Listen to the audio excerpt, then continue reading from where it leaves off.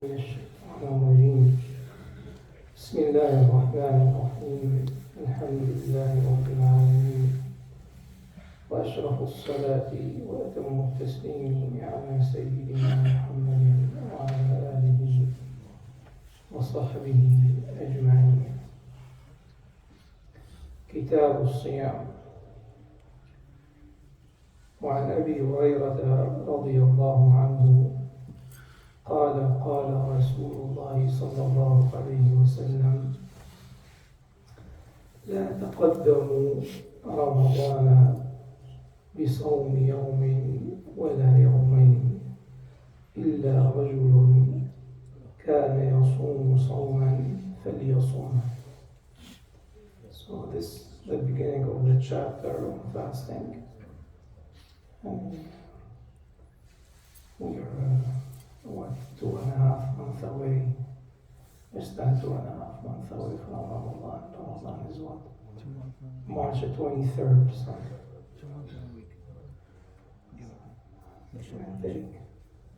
So between now and then we'll finish this chapter, inshallah.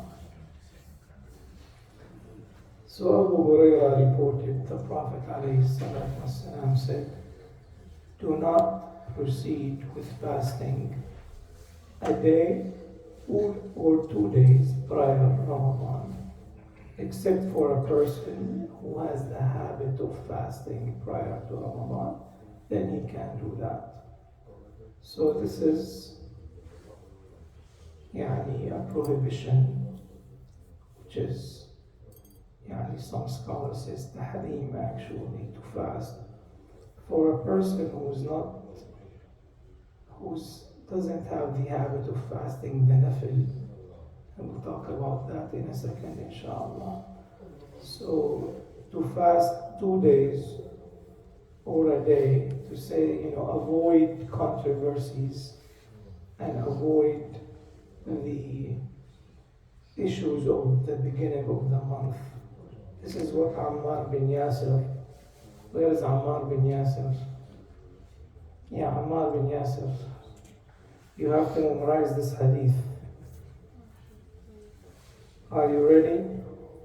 قال وعن عمار بن ياسر قال من صام اليوم الذي يشك فيه فقد عصى القاسم. حفظت? You have to memorize all the hadith of Ammar bin Yasir.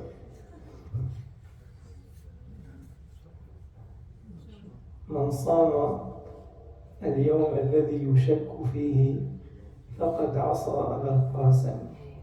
So Ammar radiallahu anhu said that whoever fasts the doubtful day, then he has disobeyed Abu al-Qasim sallallahu alayhi wa sallam. So these dates of doubt, the 1 day or 2 days, some person would say, you know what, I'm just going to fast it in order to avoid these controversies. And this I would be safe. So this is not allowed. This is, as we mentioned, haram. Scholars said that, as a matter of fact, after the middle of Sha'ban, it is makruh to fast. So the nafil is makruh.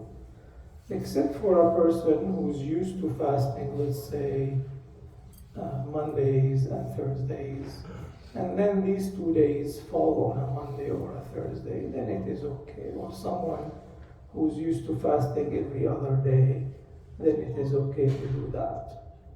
I think the hadith is very clear. So basically you fast with the community and you break or fast with the community. You don't make up your own.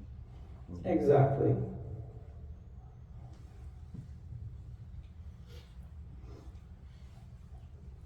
وعن ابن عمر رضي الله عنهما قال سمعت رسول الله صلى الله عليه وسلم يقول إذا رأيتموه فصوموا وإذا رأيتموه فأفطروا فإن غم عليكم فاقدروا له. So Ibn Umar radiallahu anhu said, I heard the Prophet sallallahu alayhi wasallam saying, if you see it, meaning the crescent, the beginning, the crescent that marks the beginning of the month, then do fast. And when you see it, meaning again, then you break your fast. And if it was concealed, meaning it is invisible, then you estimate for it. We'll talk about that in a second, inshallah. وَلِمُسْلِمٍ فَإِنْ أُغْمِيَ عَلَيْكُمْ فَاقْدُرُوا لَهُ ثَلَاثِينَ. Then if it was hidden for you, then estimate, meaning the month, count as 30 days. وَلِلْبُخَارِيِّ فَأَكْمِلُوا الْعِدَّةَ 30. Then do complete the count of the month as 30 days. وفي حديث أبي هريرة للبخاري فأكملوا عدة شعبان 30. Then complete the count of Sha'ban as 30 days. So this is a very clear hadith. The Prophet ﷺ is saying, صوموا لرؤيته. And when he's saying صوموا, who's meant by that? The Muslims. صوموا, the entire nation. So whoever, the scholar says, whoever shares a part of the night, right, among the Muslims, then this hadith is directed to him. Because if you don't share part of the night, then it is a different day for you, right? And this is basically the significance of this hadith. This is the global sighting, basically, meaning all people who can share one part of the night before Fajr, then if any person sees the hilal amongst them, then everyone else should fast. Is that clear? Because not everyone obviously is going to see it. So as we're going to mention in the next hadith, if one person sees it, then that is enough, right? And in the event that the hilal is concealed, it's not visible to people, then you complete the count of the months as 30 days, right? So which means you have to do the moon sighting for the month prior to that. And a lot of people don't pay attention to the hilal till Ramadan, but you have really, because there is already this year, there is already discrepancy actually in the calendar. If you go to the Google calendar, if it's home by one day actually already, because Jumada, the hilal, appeared one day before the calendar shows it. So there is already a mistake in that. So people have to start sighting the hilal prior to that all year long. It's a process. So it's very clear so far, right? So the hadith of Ibn Abbas radiallahu anhu. So this is in order to just cover the topic. The hadith of Ibn Abbas that Qurayb radiallahu anhu was sent to Syria, right? And when he came back, he said that in Syria, in Sham, they already started the fast because they saw the hilal on Friday, right? Ibn Abbas said, we didn't see the hilal. And this is what we do. We saw it on Saturday, so we start the fast on Saturday. So the Shafi'iyya basically took, this is an indication of what? اختلاف المطالع, that local moon sighting, that every locality would fast on their own. And subhanAllah, if you look at examine the Kalam ibn Abbas, it's actually scientifically accurate. So scholars say now that all the countries fall on one longitude, and west of that cannot have different moon sighting, right? It doesn't make sense because if it appears in one country, on the same longitude and west of that, then everyone has to fast. Whereas east of that, it can actually appear in one country and not appear in another country. And if you look, Medina is what? East of Damascus, right? So it can actually happen.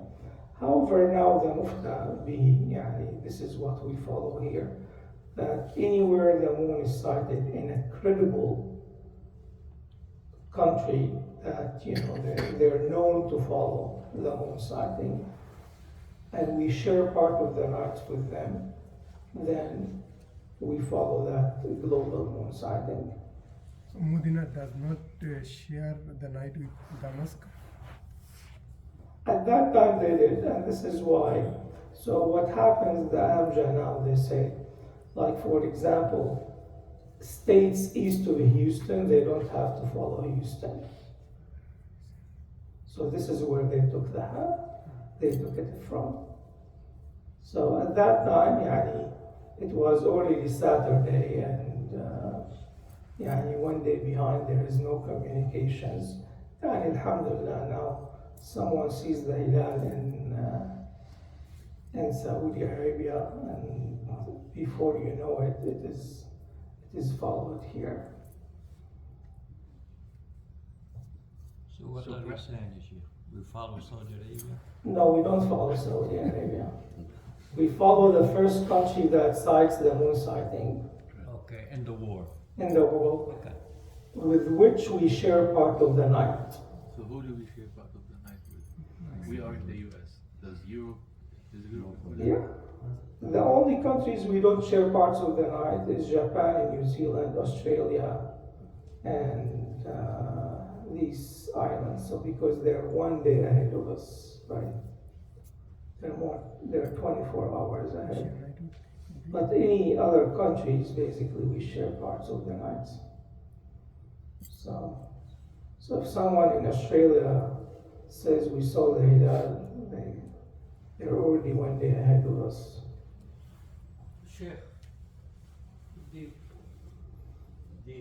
length of the night depends upon the season. Like winter, it is longer. So at the most, we can take 8 hours of night. So if there is time difference between Saudi Arabia and Houston for 8 hours, so how could we take Saudi Arabia? How can we consider?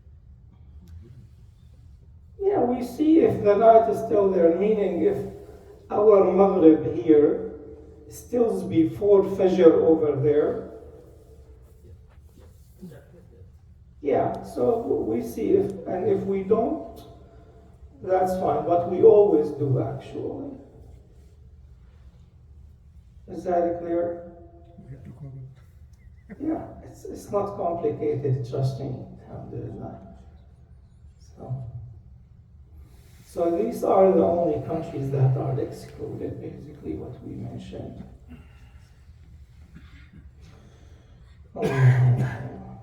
وعن ابن عمر رضي الله عنهما قال ترى الناس الهلال فأخبرت رسول الله صلى الله عليه وسلم أني رأيته فصام وأمر الناس بصيامه.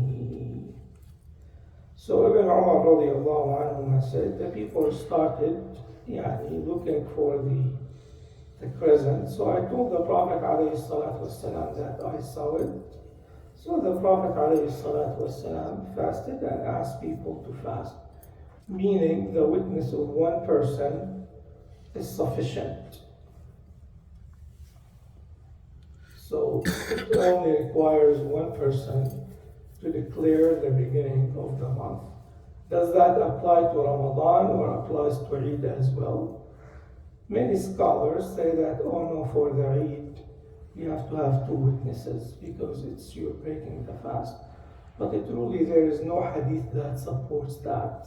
So the beginning of the month is declared by one credible person, and this is what Ibn Abbas said, رضي الله عنه قال أن أعرابيا جاء إلى النبي صلى الله عليه وسلم فقال إني رأيت الهلال فقال أتشهد أن لا إله إلا الله قال نعم قال أتشهد أن محمدا رسول الله قال نعم قال فأذن في الناس يا بلال أن يصوموا غدا. So Ibn Abbas also said that one of the Arab, a Bedouin, came to the Prophet ﷺ and said that I saw the crescent. So he said, you bear witness there is no God but Allah. He said yes. He said, you bear witness that Muhammad is his servant ﷺ. He said yes. Then the Prophet said to Bilal, announce amongst people to fast tomorrow. So one credible person, and here is the credibility, the Prophet ﷺ confirmed it for any person who's a mu'min, who's a Muslim basically. Is that clear? So one person is sufficient. And as we mentioned, the people who said 2 people to declare the Eid, there is not really any evidence for that. So you fast the same way you start the Eid. وصلى الله على محمد وآله والحمد لله رب العالمين. But the Prophet ﷺ has the ultimate farasa to know that he is credible. Nowadays you got people who do it for the money. Well, that's a very good point. So this is why you back up the testimony with calculations, basically. So the scholars, and this is not something that of modern time. This is something from the ancient times that the scholars said we use the calculations to negate the what is not conceivable, basically. So we say that if the hilal is impossible to be seen on this day, then it is impossible, right? So the Shafi'iyya basically and Shaykh al-Islam also had an opinion that تستعمل الحساب في النفي ولا تستعمل في الإثبات. So we use it for the negation but not to affirm the hilal. And this is what most countries do actually. And also the judge, when they ask the witness, like, how did you see it, right? So it has to be from 2 o'clock to 7 o'clock. A lot of people don't do that, right? And in certain countries, actually, they look at the eyebrows of the person. If they're long, they don't accept the shahada. They can accept like you saw it, and you thought it was the present. So, and they ask him at what angle, where did you see it? So all these things to verify. And the Prophet ﷺ didn't rely on his firasa, by the way. Because if it was firasa, he didn't need anyone to tell him, right? He would just say, the crescent is seen somewhere tomorrow is Ramadan. But he used the